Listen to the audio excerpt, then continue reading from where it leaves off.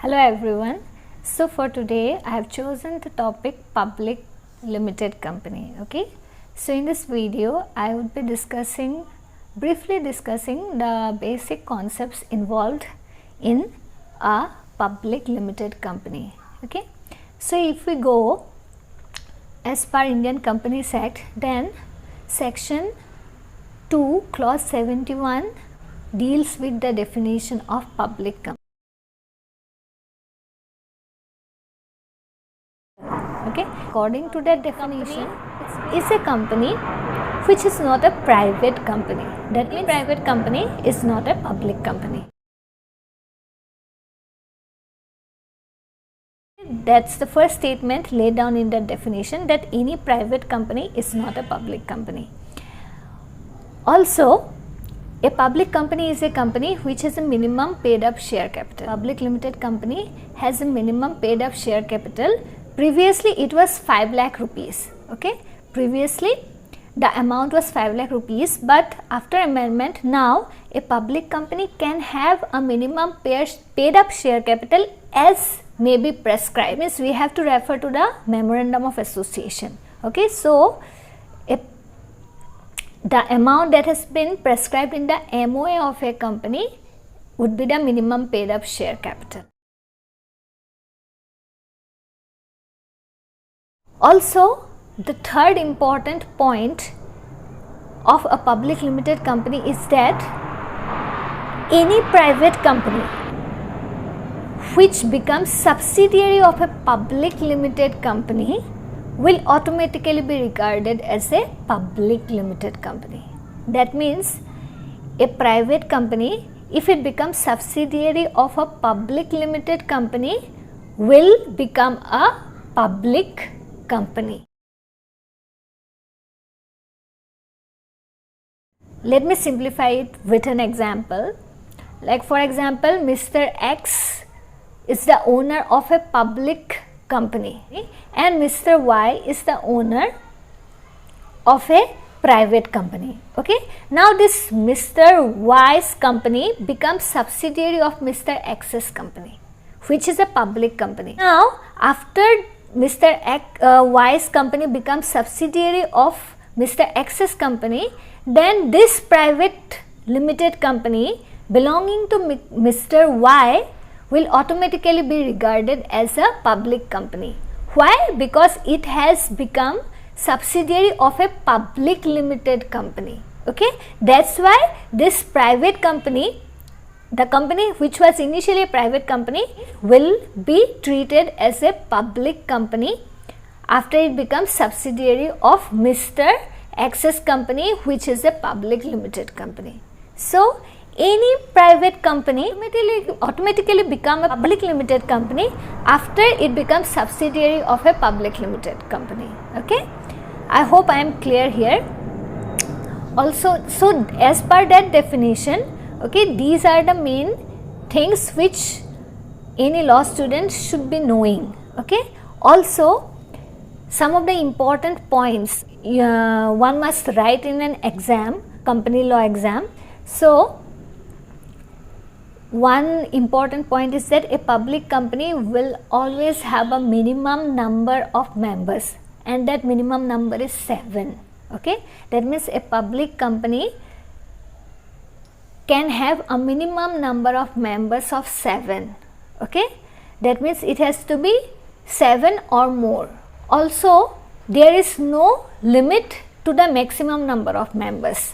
Always remember that in a public limited company the minimum number of members has to be 7 and there is no limit to the maximum number of members.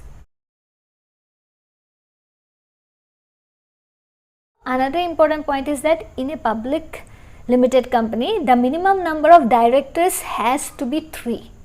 There must be 3 directors in the board. Okay, minimum 3 directors, and the maximum number of directors in a public company must be 15. Okay, but there is a condition that this maximum number can be increased, okay, by passing a special resolution in a general meeting. That means what? Although there is a maximum limit, to 15 number of directors, that number could be increased by passing special resolution in a general meeting. So minimum number of directors is 3 and maximum number of directors is 15, which could be increased after what? After passing resolution in a general meeting, special resolution. Okay.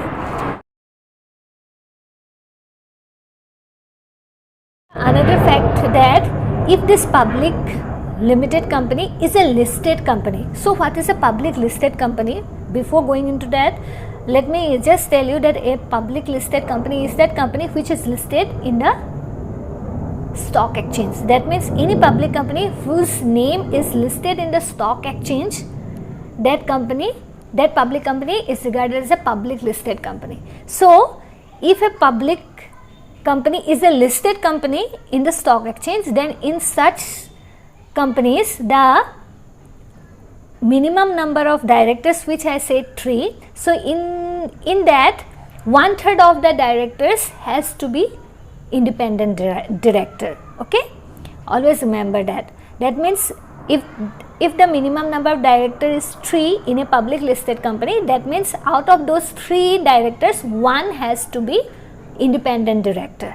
Okay, independent director, that means what? 1/3. So out of 3, 1 has to be independent director. Okay, I hope I am clear here. Also, one important point is that in a public limited company, the directors must hold a DIN, that means directors identification number. This is very recent and you should be writing that point in your exams, because previously this condition was not there. Okay, but now this has become mandatory, and each and every director of a public limited company must hold directors identification number, which is, in short, it means DIN. Okay, the abbreviated form is DIN, which stands for directors identification number. So each and every director of a public limited company must hold a directors identification number. Okay, I hope I am clear here. So these are the most important points, okay, to remember the concept of public limited company. So simply, if somebody asks you what is a public limited company, then always remember that the meaning of it is hidden in the name itself, public. Okay, that means a company in which anyone from the public can come and invest. Such companies are public company. A public company, the shares could be acquired by anyone from the public. Okay, it can be subscribed by anyone. Anybody can come and invest in a public limited company, and that is the main benefit of a public limited company. Why? Because since anyone can come and invest, there are chances of raising more funds for that company. Okay, so there would be more capital always in a public limited company. A limited company, the liability is always limited, and in such companies anybody from the public can invest and can subscribe to the share capital of that company, for which public limited company can raise more funds through public issue.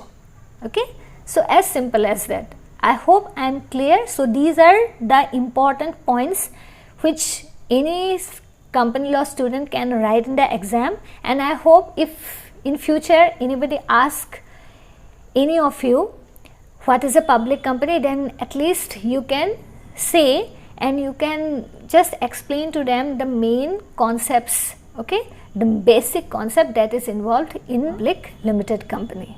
Okay, I hope this video helps in some way.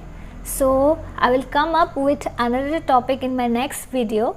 Till then, take good care of your health. Thank you so much.